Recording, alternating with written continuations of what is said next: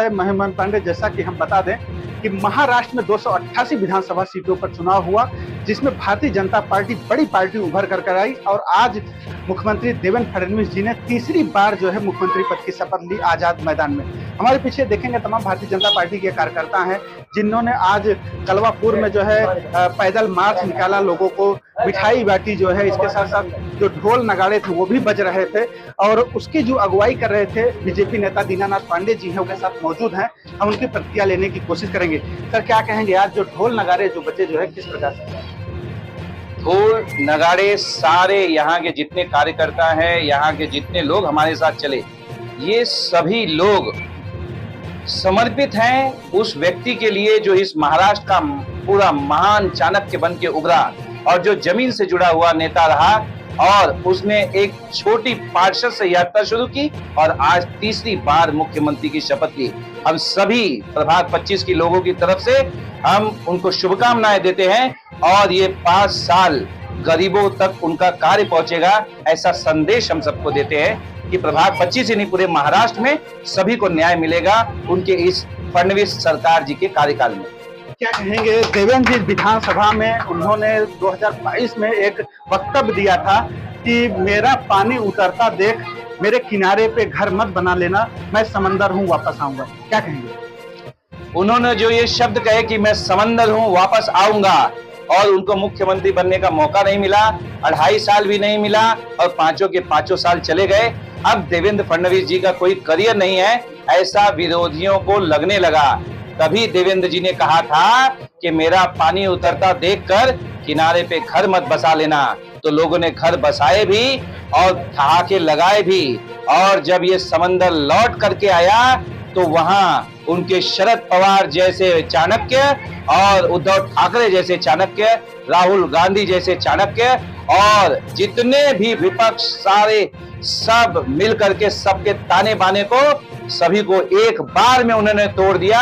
इसीलिए उनकी ये बात सही ठहरती है कि मैं समंदर हूं, फिर से लौट कर आऊंगा और ये साबित कर दिया आज आजाद मैदान में कि वो समंदर आ गया है और अपनी लहर के साथ ये पूरे महाराष्ट्र को फिर से जीवंत करने के लिए आया है। आज आप लोगों ने ढोल नगाड़ों के साथ जो है नगर कहा जाए तो पूरा भ्रमण किया, जो है पैदल यात्रा किया, जो है किस प्रकार से लोगों का रहा रवैया, क्या रहा? देखिए, पूरे प्रभाग में सभी समाज के सभी वर्ग के लोग, यहाँ तक कि मुस्लिम समाज हो, हमारे यादव समाज हो, राजभर समाज हो, समाज के हर एक वर्ग ने इसमें सहयोग किया और सभी लोगों को इसमें आशाएं दिखती है। इसलिए यह यात्रा बहुत ही सफल रही और हम लोग 1000 किलो लड्डू भी हम लोगों को कम पड़ गए, इतना बड़ा प्रतिशत मिला और सभी लोगों से प्यार मिला। मैं यही कहता हूं कि प्रभाग 25 का प्यार और हमारी शुभकामनाएं हमारे देवेंद्र फडणवीस जी को मैं संदेश भेजता हूं और वो खुशी से इस सरकार को चलाएं और प्रभाग 25 के प्रत्येक व्यक्ति को न्याय मिले और पानी की समस्या दूर हो और तोरण का जो उनका बड़ा इशू है उसमें भी टैरिफ कम हो, ताकि हर गरीब को टैरिफ से निजात मिले और उनका बिल उनको EMI न लगे। ये बात मैं हमारी नई सरकार फडणवीस जी के सामने रखूंगा भी और प्रभाग 25 के गरीबों को न्याय दिलाने की पुरजोर वकालत करूंगा। एक सवाल और है, हमारा जो 149 कलवा मुंब्रा विधानसभा, इसमें आप लोग लगातार दावे करते थे कि इस बार पलटवार होगा, इस बार जितेंद्र अवार्ड को हम लोग पटखनी देंगे, कहाँ चूक रख गई?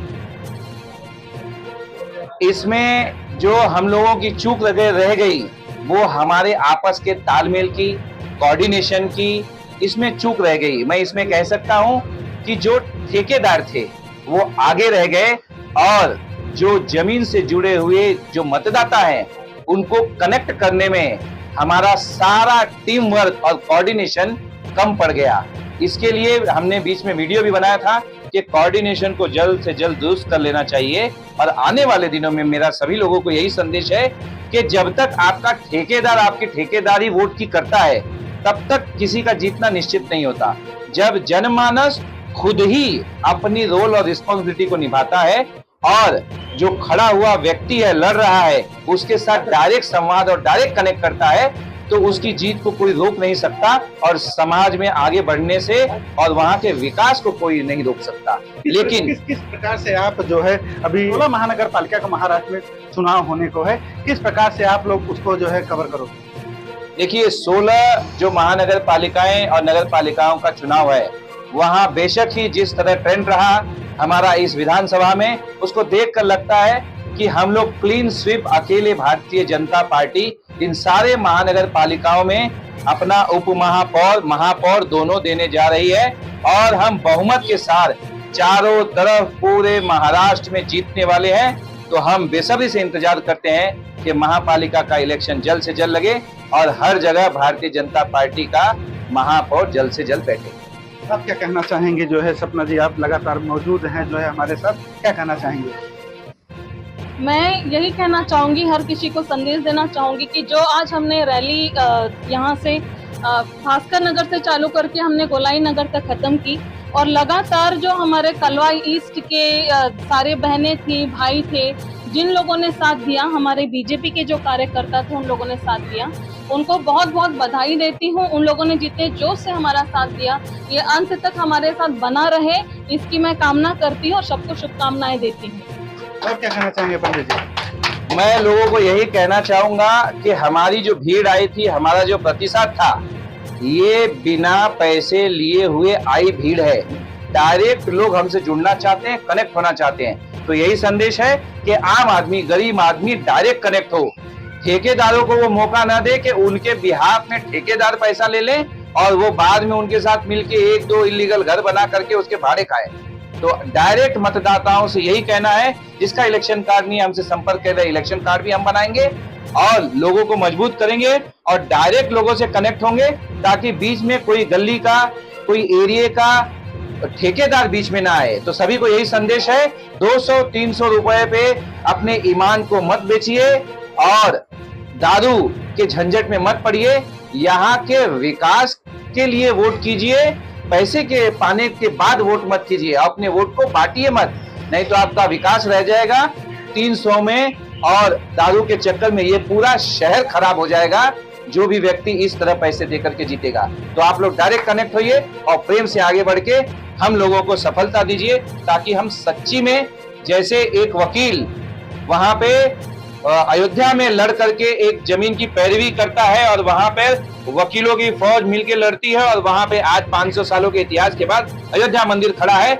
मैं आपको कहता है कि हम दोनों वकील मिल करके यहाँ के सभी लोगों को पक्का और चाबी वाला, टाइटल पोजीशन वाला घर दिलाएंगे, जिससे वो अपने घर का लोन भी लेगा और चैन की नींद भी सोएगा और किसी के पीछे घर टूटने नहीं टूटने के डर से रैली में नहीं जाएगा। ये हमारा वादा है और इसको हम जरूर पूरा करेंगे। और जल्द से जल्द तो हम टोरेंट के टैरिफ को कम करने के लिए सरकार से मीटिंग करेंगे और लोगों की पानी की समस्या को जल्द से जल्द आगे लाएंगे, क्योंकि बड़े बड़े 50 माले के घरों में पानी फोर्स में आ जाता है, लेकिन जहाँ पे 3-4 टाकियां हैं पानी की, वहां पे पानी हफ्ते में एक बार आता है।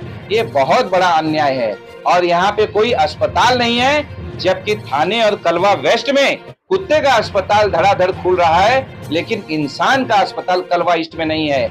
यहाँ पे शमशान भी नहीं है कि आदमी अगर मर जाए तो शांति से उसकी चिता जल सके। उसके लिए भी हमारे लोग बड़ी दयनीय स्थिति में 4 किलोमीटर चलकर पद यात्रा करके ही उसकी अंत्येष्टि करते हैं। आज के भारत में ये बहुत दुखद है और ऐसा नहीं होना चाहिए। इसके लिए हम दोनों वकील प्रतिबद्ध है। ये सारा ताना बाना हम बदलेंगे। आप ठेकेदारों को दूर करो और हमको मदद करो, ताकि हम आपकी मदद पुरजोर तरीके से कर सकें। चलिए, जो है हम उम्मीद करते हैं कि महाराष्ट्र में जो नई सरकार आई है, आप सभी लोगों की सारी मन्नतें पूरी होंगी। कैमरा पर्सन दिनेश के साथ महन पांडे, थाने महाराष्ट्र।